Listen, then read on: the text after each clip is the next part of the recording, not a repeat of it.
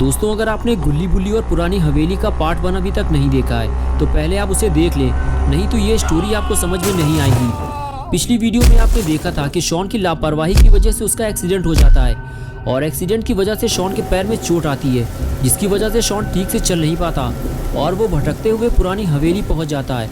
और अब आगे की स्टोरी देखते हैं।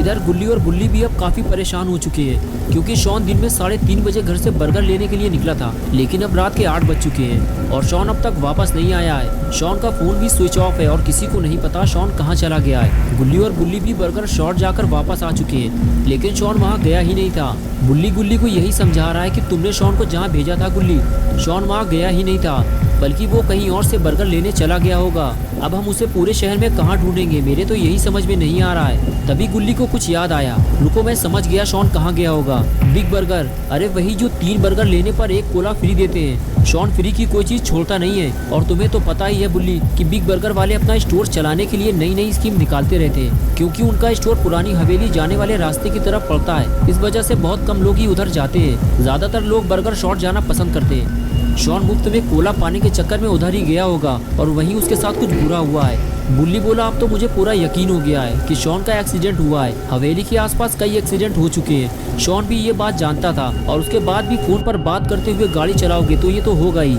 हाँ तुम सही कह रहे हो बुल्ली, अब मुझे भी यही लग रहा है। तुम यही रुको बुल्ली, मैं वहाँ जाकर देखता हूँ। अगर शॉन आ जाए या फिर उसकी कोई खबर मिले तो मुझे कॉल करना, फोन है मेरे पास। ये कहकर बुल्ली वहाँ से जाने लगा। बुल्ली ने कहा, ठीक है गुल्ली, लेकिन हवेली के अंदर मत जाना। अगर मेरी ज़रूरत पड़े तो बता देना मुझे।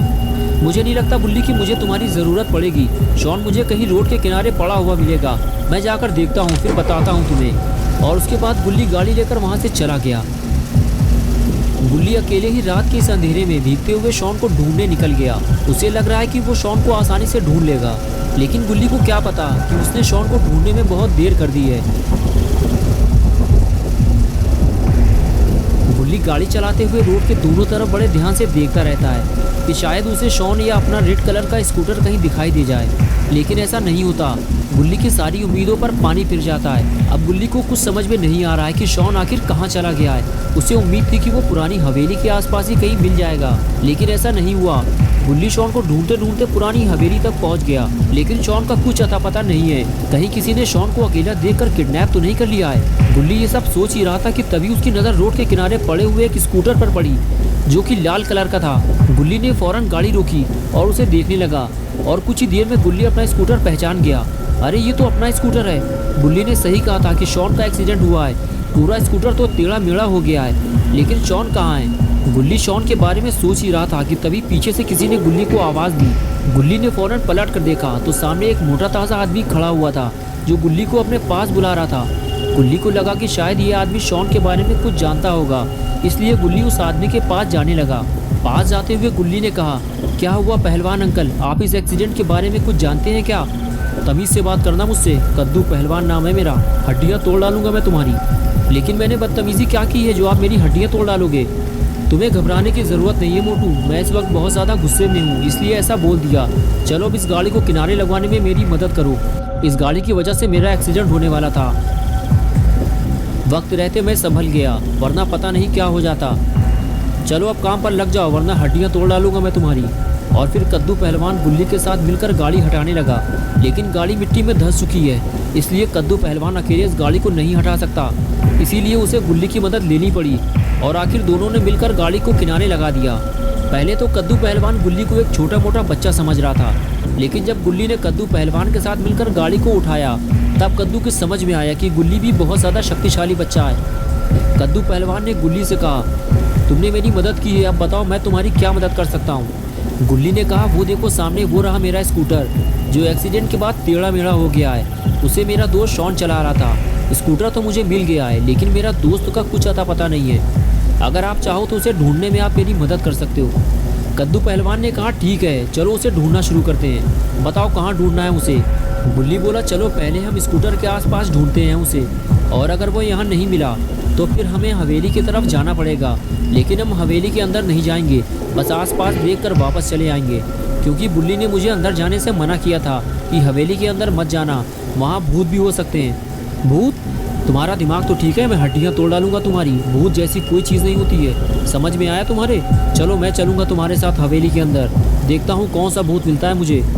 गुल्ली ने कहा, हाँ मुझे भी पहले ये सब झूठ लगता था, लेकिन जब मैंने खुद इन्हें अपनी आंखों से देखा तब मुझे समझ में आया कि भूत होते हैं। चलिए कद्दू अंकल, मैं इस तरफ शॉन को ढूंढता हूँ और आप रोड के उस तरफ शॉन को ढूंढिए। लेकिन कद्दू अंकल ने शॉन को ढूंढने से मना कर दिया। गुल्ली बोला, अभी तो आपने कहा था कि आप शॉन को ढूंढने में मेरी मदद करेंगे और अब मना कर दिया। नहीं, मैंने मना नहीं किया है, मैं शॉन को ढूंढूंगा, लेकिन यहाँ नहीं, हवेली के अंदर। गुल्ली बोला, हम हवेली बाद में जाएंगे, पहले यहाँ तो ढूंढ लें। कद्दू पहलवान ने कहा, मैं यहाँ काफ़ी देर से रुका हुआ हूँ, यहाँ कोई नहीं है मोटू। अगर यहाँ कोई होता तो वो ज़रूर मदद के लिए आवाज़ लगाता, लेकिन मुझे तो किसी की भी आवाज़ सुनाई नहीं दी। तुम्हारा दोस्त शॉन बारिश से बचने के लिए हवेली में चला गया होगा, अब चलो जल्दी वरना हड्डियाँ तोड़ डालूंगा तुम्हारी। और उसके बाद गुल्ली कद्दू पहलवान की बात मानते हुए हवेली में जाने को तैयार हो गया। गुल्ली को अब ऐसा लगने लगा है कि शायद अब उसे डरने की ज़रूरत नहीं है, क्योंकि उसके साथ एक मोटा ताज़ा पहलवान है। शॉन को ढूंढते हुए दोनों हवेली तक पहुंच गए। गुल्ली और पहलवान ने गेट की तरफ देखा, हवेली का गेट बंद था। गुल्ली ने कहा, कद्दू अंकल शॉन अंदर नहीं गया है, अगर शॉन अंदर गया होता तो गेट खुला होता, हमें शॉन को कहीं और ढूंढना होगा। कद्दू पहलवान ने कहा, नहीं मोटू, मैं तो हवेली के अंदर जाऊंगा और तुम्हें भी मेरे साथ चलना होगा। मैं तुम्हारे दिमाग से ये भूत प्रेत की बात निकालना चाहता हूँ, और ये भी हो सकता है कि शॉन अंदर चला गया हो और उसने गेट बंद कर लिया हो, और अगर शॉन हमें अंदर नहीं मिलता तो फिर हम कहीं और चलकर उसे ढूंढेंगे। गुल्ली बोला, ठीक है, लेकिन हम अंदर जाएंगे कैसे, गेट तो बंद है। तुम उसकी फिक्र मत करो मोटू, तुम्हें हवेली के अंदर ले जाना मेरा काम है। मुझे मोटू मत कहा करो अंकल, मेरा नाम गुल्ली है। ठीक है गुल्ली, अब देखो मैं क्या करता हूँ। और फिर कद्दू पहलवान ने एक लंबी दौड़ लगाई और टक्कर मारकर गेट को तोड़ दिया। तभी गुल्ली भागता हुआ आया और कहने लगा, अंकल हवेली के अंदर जाने से पहले एक बार फिर सोच लो। लेकिन कद्दू पहलवान नहीं माना और फिर दोनों हवेली के अंदर जाने लगे। शायद गुल्ली ये भूल गया है कि गुल्ली ने उसे हवेली के अंदर जाने से मना किया था।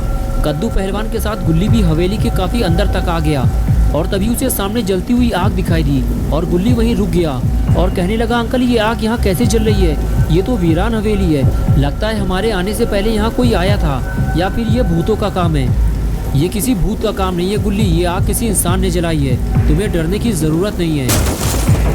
ये क्या हुआ, लगता है कोई चीज़ गिरी है या फिर कोई ऊपर से नीचे कूदा है।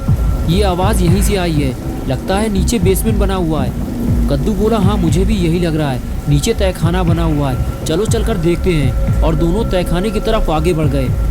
दोस्तों क्या होगा जब गुल्ली और पहलवान दोनों बेसमेंट में जाएंगे, क्या दोनों मिलकर शॉन को ढूंढ पाएंगे या फिर दोनों अपनी जान गंवाएंगे, ये सब हम देखेंगे पार्ट 3 में। अगर आप पार्ट 3 देखना चाहते हैं तो वीडियो को लाइक करें, चैनल को सब्सक्राइब करना और बेल आइकन प्रेस करके ऑल नोटिफिकेशन ऑन करना ना भूलें।